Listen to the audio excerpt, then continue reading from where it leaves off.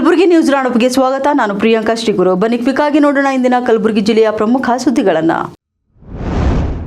ರೈತರು ಬಿತ್ತನೆ ಮಾಡಿದ ಬೀಜ ಮೊಳಕೆ ಒಡೆಯದ ಕಾರಣ ತಮಗೆ ಕಳಪೆ ಬೀಜ ವಿತರಿಸಲಾಗಿದೆ ಅಂತ ಕೃಷಿ ಇಲಾಖೆ ವಿರುದ್ಧ ಅನ್ನದಾತರು ಆಕ್ರೋಶವನ್ನು ವ್ಯಕ್ತಪಡಿಸಿದ್ದಾರೆ. ಕಲಬುರಗಿ ಜಿಲ್ಲೆ ಕಪ್ಲಾಪುರ ತಾಲೂಕಿನ ವಿಕೆ ಸಲಗರ ಗ್ರಾಮದ ನೂರಾರು ರೈತರು ಮಹಾಗಾಂವ್ ರೈತ ಸಂಪರ್ಕ ಕೇಂದ್ರದಿಂದ ಸಾರಸ್ ಕಂಪನಿಯ 335 ಸೋಯಾ ಬೀಜ ಪಡೆದು ತಮ್ಮ ಜಮೀನಿಗೆ ಬಿತ್ತನೆ ಮಾಡಿದ್ರು.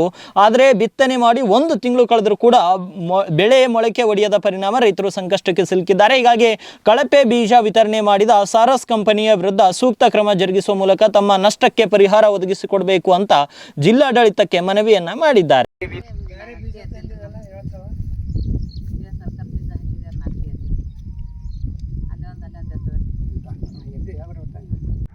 ಕಲಬುರಗಿ ಜಿಲ್ಲೆಯ ಕಮಲಾಪುರ ತಾಲೂಕಿನ ವಿಕೆ ಸಲಗರ ಗ್ರಾಮದಲ್ಲಿ ರೈತರು ಏನಂತಂದ್ರೆ ಮಹಾಗಾಂವ್ ವ್ಯಾಪ್ತಿಯಲ್ಲಿ ಬರ್ತಕ್ಕಂಥ ರೈತ ಸಂಪರ್ಕ ಕೇಂದ್ರದಲ್ಲಿ ಏನಪ್ಪ ಅಂದ್ರೆ ಬಿತ್ತನೆ ಮಾಡ್ಲಿಕ್ಕೆ ಏನಪ್ಪ ಅಂದ್ರೆ ಸೋಯಾ ಬೀಜನ ಅದು ಸಾರಸ್ ಕಂಪನಿಯ ಏನು ಉತ್ಪಾದನೆ ಮಾಡಿ ತಂದಿರುವಂಥ ಬೀಜವನ್ನು ಇಲ್ಲಿ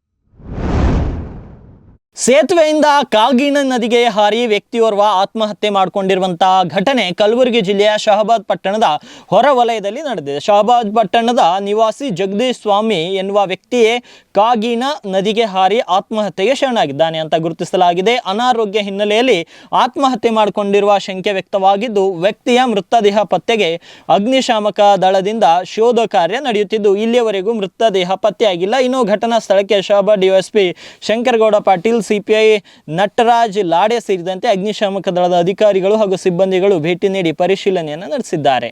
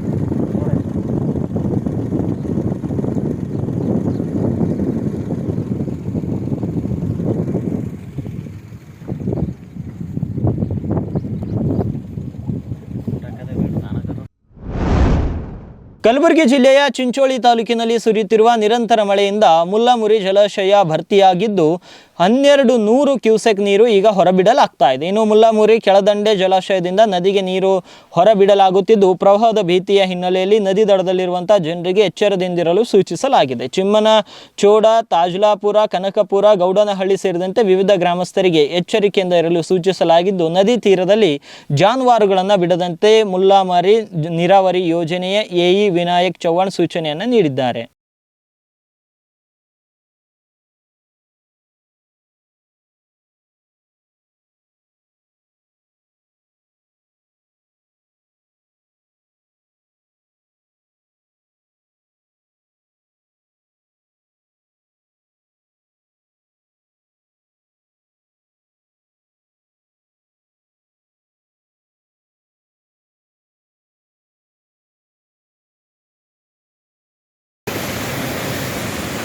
ನಾವು 30 ಸೆಕೆಂಡ್ ಯಾಡ್ ಮಾಡಿದ್ವಿ.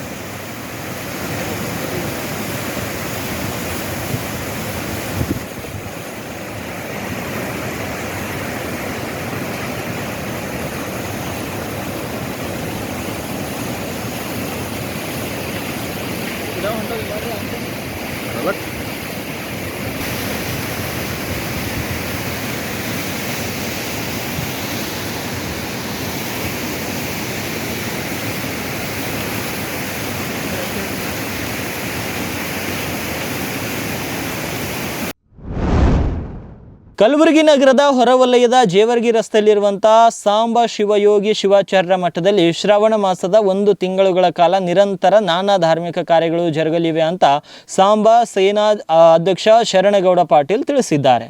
ಇನ್ನು ಕಲಬುರಗಿಯಲ್ಲಿ ಪತ್ರಿಕಾಗೋಷ್ಠಿಯನ್ನು ನಡೆಸಿ ಮಾತನಾಡಿದ ಅವರು ಶ್ರಾವಣದ 1 ತಿಂಗಳ ಪರ್ಯಂತ ಉಪಾಚಾರ್ಯ ರತ್ನ ಬಾಲ ತಪಸ್ವಿ ದ್ವಿತೀಯ ಸಾಂಬ ಶಿವಯೋಗಿ ಶಿವಾಚಾರ್ಯ 31ನೇ ಶ್ರಾವಣ ಮಾಸದ ತಪೋಷ್ಠಾನ ಹಾಗೂ ಪ್ರತಿ ಸೋಮವಾರ ರಾಜೋಪಚಾರ, ಮಹಾಪೂಜೆ, ನಿತ್ಯ ತ್ರಿಕಾಲ ರುದ್ರ ಪೂಜೆ, ಪ್ರವಚನ, ಸಂಗೀತ ಸೇರಿದಂತೆ ವಿವಿಧ ಧಾರ್ಮಿಕ ಕಾರ್ಯಗಳು ಜರುಗಲಿವೆ ಅಂತ ತಿಳಿಸಿದ್ದಾರೆ.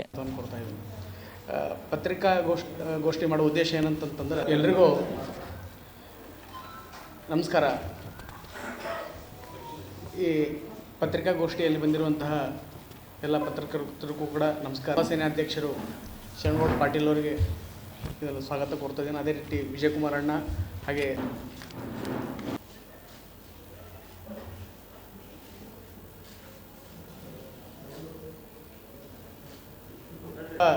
ಚಾರ್ಯರತ್ನ ಬಾಲ ತಪಸ್ವಿ ದ್ವಿತೀಯ ಸಾಂಬಶಿವಯೋಗಿ ಶಿವಾಚಾರ್ಯರ 31ನೇ ಶ್ರಾವಣ ಮಾಸದ ತಪೋ ಅನುಷ್ಠಾನ ಅಂತಂದರೆ ಕಲಬುರಗಿ ಪಟ್ಟಣದಿಂದ 10 ಕಿಲೋಮೀಟರ್ ದೂರದಲ್ಲಿರುವಂತಹ ಜೇವರ್ಗಿ ರಸ್ತೆಯಲ್ಲಿ ಪ್ರಕೃತಿ ಮಂಡಲದಲ್ಲಿ ಶ್ರಾವಣ ಮಾಸದ ತ್ರಿಕಾಲ ಇಷ್ಟಲಿಂಗ ಪೂಜೆ ಅನುಷ್ಠಾನವನ್ನು ಪ್ರತಿ ವರ್ಷದಂತೆ ಈ ವರ್ಷವೂ ಕೂಡ ಹಮ್ಮಿಕೊಳ್ಳಲಾಗಿದೆ. ದಿನಾಂಕ 25/7/2025ರಿಂದ 24/8/2025ರವರೆಗೆ 1 ತಿಂಗಳ ಪರ್ಯಂತ ನಿರಂತರ ಪೂಜಾ ಅನುಷ್ಠಾನವನ್ನು ನಡೆಯಲಿದ್ದು, ಪ್ರತಿ ಶ್ರಾವಣ ಮಾಸ ಅಂದ್ರೆ ಸೋಮವಾರಕ್ಕೊಮ್ಮೆ ರಾಜೋಪಚಾರ ಮಹಾಪೂಜೆ ಸಾಮೂಹಿಕವಾಗಿ ಜಾತಿ ಗಣತಿಯ ಸಮೀಕ್ಷೆಯಲ್ಲಿ ಜನರ ಆರ್ಥಿಕ ಸ್ಥಿತಿಗತಿಯು ಮೂಲ ಮಾನದಂಡವಾಗಬೇಕು ಅಂತ ಗುಲ್ಬರ್ಗಾ ವಿಶ್ವವಿದ್ಯಾಲಯದ ನಿವೃತ್ತ ಕುಲಪತಿ ಪ್ರೊಫೆಸರ್ ದಯಾನಂದ್ ಅಗಸರ್ ಅವರು ಆಗ್ರಹಿಸಿದ್ದಾರೆ. ಕಲಬುರಗಿಯಲ್ಲಿ ನಡೆದ ಪತ್ರಿಕಾಗೋಷ್ಠಿಯಲ್ಲಿ ಮಾತನಾಡಿದ ಅವರು, ಇತ್ತೀಚೆಗೆ ಜನ ಕಲ್ಯಾಣ ವೇದಿಕೆ ವತಿಯಿಂದ ವಿವಿಧ ಸಮಾಲೋಚನಾ ಸಭೆಗಳನ್ನು ನಡೆಸಲಾಗಿದ್ದು, ಸರ್ಕಾರ ಬಡ ಜನರಿಗಾಗಿ ಜಾರಿಗೆ ತಂದಿರುವ ವಿವಿಧ ಕಲ್ಯಾಣ ಯೋಜನೆಗಳು ಉದ್ದೇಶಿತ ಫಲಿತಾಂಶ ನೀಡ್ತಾ ಇಲ್ಲ. ಈ ಯೋಜನೆಗಳಿಂದ ಲಾಭವನ್ನು ಪಡೆದುಕೊಳ್ಳಬೇಕಾಗಿರೋರ ಬದಲಿಗೆ ಆರ್ಥಿಕವಾಗಿ ಸದೃಢರಾದವರೇ ಅದನ್ನು ಸಂಪೂರ್ಣವಾಗಿ ಬಳಸ್ಕೊಳ್ತಾ ಇದ್ದಾರೆ. ಇದರಿಂದಾಗಿ ನಿಜವಾದ ಬಡವರ ಜೀವನ ಮಟ್ಟದಲ್ಲಿ ಯಾವುದೇ ಬದಲಾವಣೆ ಉಂಟಾಗ್ತಿಲ್ಲ. ಹೀಗಾಗಿ ದೇಶದ ನಿಜವಾದ ಬಡವರನ್ನು ಗುರುತಿಸಲು ಮತ್ತು ಅವರಿಗೆ ನಿಖರವಾಗಿ ನಿರ್ದೇಶನ ನೀಡುವ ಮೂಲಕ ನೆರವು ನೀಡಲು ಜಾತಿ ಗಣತಿಯ ಸಮೀಕ್ಷೆಯಲ್ಲಿ ಆರ್ಥಿಕ ಅಂಕಿಅಂಶಗಳ ಆಧಾರಿತ ಮಾಹಿತಿ ಸಂಗ್ರಹಿಸುವುದು ಬಹಳ ಅವಶ್ಯಕವಾಗಿದೆ ಅಂತ ಅಭಿಪ್ರಾಯವನ್ನು ವ್ಯಕ್ತಪಡಿಸಿದ್ದಾರೆ. 1-2 ತಿಂಗಳುಗಳಿಂದ 4-6 ಸ್ನೇಹಿತರು ಸೇರಿ ತಮ್ಮೆಲ್ಲರಿಗೂ ಗೊತ್ತಿರುವ ಹಾಗೆ ಪ್ರಸ್ತುತ ರಾಷ್ಟ್ರದ ಹಂತದಲ್ಲಿ, ರಾಜ್ಯದ ಹಂತದಲ್ಲಿ ವಿಶೇಷವಾಗಿ ಜನಗಣತಿ ಮತ್ತು ಜಾತಿ ಗಣತಿ ಕುರಿತು ಏನು ವಿದ್ಯಮಾನಗಳು ಜರುಗ್ತಾ ಇವೆ, ಅವುಗಳ ಹಿನ್ನೆಲೆಯಲ್ಲಿ 4-6 ಸ್ನೇಹಿತರು ಸೇರಿ ನಾವು ಇದನ್ನು ಒಂದಿಷ್ಟು ಚರ್ಚೆ ಮಾಡಿ, ಸಮಾಲೋಚನೆಯನ್ನು ಮಾಡಿ, ಚಿಂತನೆಯನ್ನು ಮಾಡಿ ಒಂದು ನಿಲುವನ್ನು ತಾಳಿದ್ದೇವೆ. ಅದಕ್ಕೆ ಪೂರಕವಾಗಿ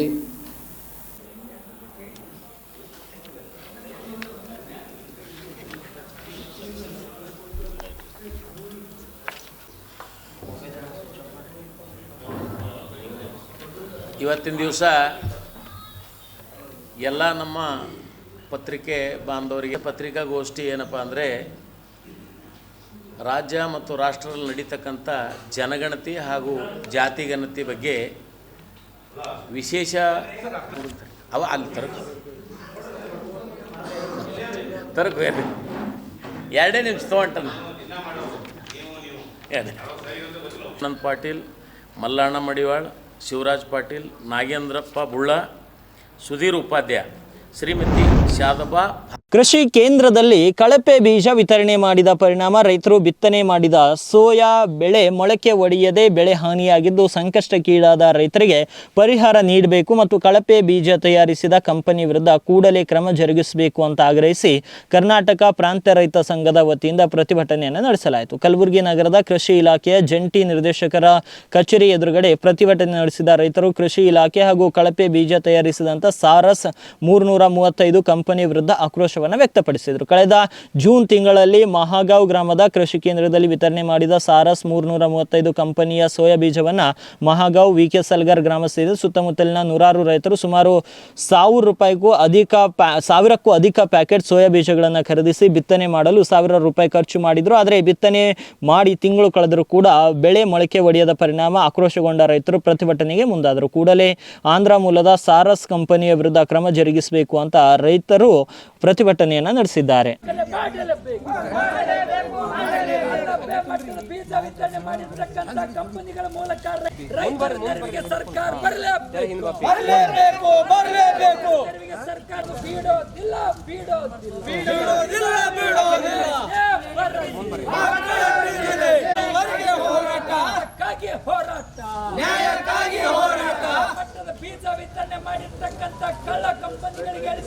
ತೊಗರಿಯ ನಾಡು ಕಲಬುರಗಿ ಜಿಲ್ಲೆಯಲ್ಲಿ ಕಮಲಾಪುರ ತಾಲೂಕಿನಲ್ಲಿ ವ್ಯಾಪ್ತಿಯಲ್ಲಿ ಬರ್ತಕ್ಕಂಥ ರೈತ ಸಂಪರ್ಕ ಕೇಂದ್ರದಲ್ಲಿ 1,000 ಪ್ಯಾಕೆಟ್, ಒಟ್ಟು ಒಂದು ಪ್ಯಾಕೆಟ್ನಲ್ಲಿ 30 kg ಸೋಯಾ ಬೀಜ ಇರ್ತಕ್ಕಂಥ ಸಾರಸ್ 335 ಬೀಜ ಆಂಧ್ರ ಪ್ರದೇಶದ ಕಳಪೆ ಮಟ್ಟದ ಕಂಪನಿ.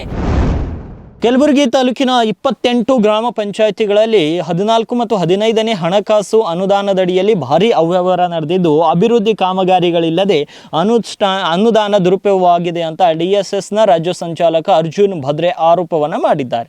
ಕಲಬುರಗಿ ನಗರದ ಪತ್ರಿಕಾ ಭವನದಲ್ಲಿ ಸುದ್ದಿಗೋಷ್ಠಿಯನ್ನು ನಡೆಸಿ ಮಾತನಾಡಿದ ಅವರು, ಅನುದಾನ ದುರ್ಬಳಕೆ ಕುರಿತಾಗಿ ಹಲವು ಬಾರಿ ತಾಲೂಕ್ ಪಂಚಾಯತ್ ಇಒ ಅವರ ಗಮನಕ್ಕೆ ತಂದರೂ ಸಹ ಯಾವುದೇ ಪ್ರಯೋಜನವಾಗಿಲ್ಲ. ಹಾಗರಗುಂಡಗಿ ಪಿಡಿಒ 60 ಲಕ್ಷ ರೂಪಾಯಿ ದುರ್ಬಳಕೆ ಆರೋಪವನ್ನು ಎದುರಿಸುತ್ತಿದ್ದಾರೆ. ಈ ಬಗ್ಗೆ ಕ್ರಮ ಕೈಗೊಳ್ಳುವ ಬದಲಿಗೆ ಇಒ ಅವರು ಪಿಡಿಒಗಳನ್ನು ರಕ್ಷಿಸುತ್ತಿದ್ದಾರೆ ಅಂತ ಆರೋಪವನ್ನು ಮಾಡಿದ್ದಾರೆ. ಈ ಕುರಿತಾಗಿ ಸಮರ್ಪಕ ತನಿಖೆ ನಡೆಸಿ ಕ್ರಮ ಕೈಗೊಳ್ಳಬೇಕು, ಇಲ್ಲದಿದ್ದರೆ ತಾಲೂಕ್ ಪಂಚಾಯತ್ ಕಚೇರಿ ಎದುರು ಧರಣಿ ನಡೆಸಲಾಗುತ್ತದೆ ಅಂತ ಅರ್ಜುನ್ ಭದ್ರೆ ಈ ಸಂದರ್ಭದಲ್ಲಿ ಎಚ್ಚರಿಕೆಯನ್ನು ನೀಡಿದ್ದಾರೆ. ತಾಲೂಕಿನಲ್ಲಿ ಸುಮಾರು 28 ಗ್ರಾಮ ಪಂಚಾಯಿತಿಗಳು ಬರುತ್ತವೆ. ಬಹುತೇಕ ಗ್ರಾಮ ಪಂಚಾಯಿತಿಗಳಲ್ಲಿ 14 ಮತ್ತು 14ನೇ ಹಣಕಾಸಿನ ಅನುದಾನ ಲಕ್ಷಾಂತರ ರೂಪಾಯಿಗಳು ಅಭಿವೃದ್ಧಿ ಮಾಡದೆ ಹಣ ದುರುಪಯೋಗ ಮಾಡಿರ್ತಕ್ಕಂಥ KGF ಸಿನಿಮಾ ರಾಕಿ ಭಾಯಿಯನ್ನು ನೋಡಿ ಪ್ರೇರಿತನಾದ 17 ವರ್ಷದ ಬಾಲಕನೋರ್ವ ಹಣ ಗಳಿಸಿ ತಾನು ಕೂಡ ದೊಡ್ಡ ಮನುಷ್ಯ ಆಗಬೇಕು ಅಂತ 14 ತಿಂಗಳ ಹಿಂದೆ ಮನೆ ಬಿಟ್ಟು ಮುಂಬೈ ತೆರಳಿದ ಬಾಲಕನನ್ನು ಆಧಾರ್ OTP ಪತ್ತೆ ಮಾಡಿಕೊಟ್ಟಿದ್ದು ಇದೀಗ ಬಾಲಕ ವಾಪಸ್ ಮನೆ ಸೇರಿದ್ದಾನೆ. ಇಂಥದ್ದೊಂದು ಸಿನಿಮೆಯ ರೀತಿಯ ಘಟನೆ ನಡೆದಿದ್ದು ಕಲಬುರಗಿಯಲ್ಲಿ. ಹೌದು, ಶಾಲಾ ಹಂತದಲ್ಲಿರುವಾಗಲೇ ದೊಡ್ಡ ಶ್ರೀಮಂತನಾಗುವ ಕನಸು ಕಂಡ ಬಾಲಕ ಮನೆಯವರಿಗೆ ಕೇಳದೆ ಕಲಬುರಗಿಯಿಂದ ನೇರವಾಗಿ ಗಾಣಗಾಪುರದೊಳಗೆ ನಡೆದು ಹೋಗಿ ಅಲ್ಲಿಂದ ರೈಲಿನಲ್ಲಿ ಮುಂಬೈ ತಲುಪಿದ್ದ. ಮುಂಬೈನಲ್ಲಿ ಒಂದು ಹೋಟೆಲ್ನಲ್ಲಿ ಕೆಲಸ ಶುರು ಮಾಡಿದ ಆ ಬಾಲಕ ತಿಂಗಳಿಗೆ ಬಂದ ಸಂಬಳ ಸೇಫ್ ಮಾಡಿಕೊಂಡು ಖರ್ಚು ಕಡಿಮೆ ಮಾಡಿ ಹಣವನ್ನು ಜಮಾ ಮಾಡಲು ಬ್ಯಾಂಕ್ ಖಾತೆ ತೆರೆಯಲು ಮುಂದಾಗಿದ್ದ. ಬ್ಯಾಂಕ್ ಖಾತೆ ತೆರೆಯಲು ಆಧಾರ್ ಕಾರ್ಡ್ ಆಗುತ್ತೆ. ಈ ಕಾರಣಕ್ಕಾಗಿ ನೇರವಾಗಿ ಬೆಂಗಳೂರಿಗೆ ಬಂದಿದ್ದ ಬಾಲಕ ತನ್ನ ಶಾಲಾ ದಾಖಲಾತಿಯಿಂದ ಆಧಾರ್ ಕಾರ್ಡ್ ಅನ್ನು ಸಂಗ್ರಹಿಸಿ ಅದರಲ್ಲಿನ ತನ್ನ ತಂದೆಯ ಮೊಬೈಲ್ ನಂಬರ್ ಅನ್ನು ಬದಲಾಯಿಸಲು ಮುಂದಾಗಿ ಹೋಲ್ಸೇಲ್ ತರ್ತೀನಿ ರೀ, ಮನೆಗೆ ಕೂತು ಪ್ಯಾಕ್ ಮಾಡ್ತೀನಿ. 10 ರೂಪಾಯಿ 10 ಐಟಮ್ ತೊಗೊಂಡ್ರೆ 100 ರೂಪಾಯಿ ಕೊಡ್ತಾರೆ. ನಮಗೂ ಒಂದು 10-15 ರೂಪಾಯಿ ಉಳಿತದ ಒಬ್ಬರಿಂದ. ಒಂದೆಲ್ಲ ಜಲ್ದಿ ಏನು ಮಾಡೋಣ, ಆದ್ರೆ ನಮ್ಮ ದಂಧ ನಮಗೆ ಅದ. ನಾವು ಮೊದಲು ತಿಂಗಳ 1 ಲಕ್ಷ ರೂಪಾಯಿ ಗಳಿಕೆ ಇತ್ತು ನಮ್ಮದು. ಒತ್ತಡಕ್ಕೆ ಸಿಲುಕ್ಕೆ ತುಳಿಬೇಕು ಮಾಡಬೇಕು, ಹಂಗೆ ಹಿಂಗೆ ನಮ್ದು ಒಂದು 6 ಎಕರೆ 27 ಗುಂಟೆ ಹೊಲ ಇತ್ತು. ನೀ ನೋಡ್ರಿ ಅಷ್ಟೇ ನಿಂದ್ರು ಏನು ಮಾಡ್ತೀರಿ? ನಮಗೆ ನೌಕರಿ ಮಾಡೋಕೆ 10 ಮಂದಿ ನೌಕರಿ 1 ವರ್ಷ 2 ವರ್ಷ ರೊಕ್ಕಗಳೇ ಆತಾವ. ರೈಟ್, ಹಿಂಗೆ ಹೊರ ಮನೆ ಹೊರ ಹಿಂಗೆ ಹೇಳೋ ನೀವು ಹೊರ ಸರ್ ಹಿಂಗೆ ಹೊರ ಕಡೆ ಒಳಗೆ ಹೊರ. ಇವಾಗಿದ್ದು ಇಂದಿನ ಕಲಬುರಗಿ ಜಿಲ್ಲೆಯ ಪ್ರಮುಖ ಸುದ್ದಿಗಳು. ಮತ್ತೆ ಭೇಟಿಯಾಗೋಣ ನಾಳಿನ ಸಂಚಿಕೆಯಲ್ಲಿ.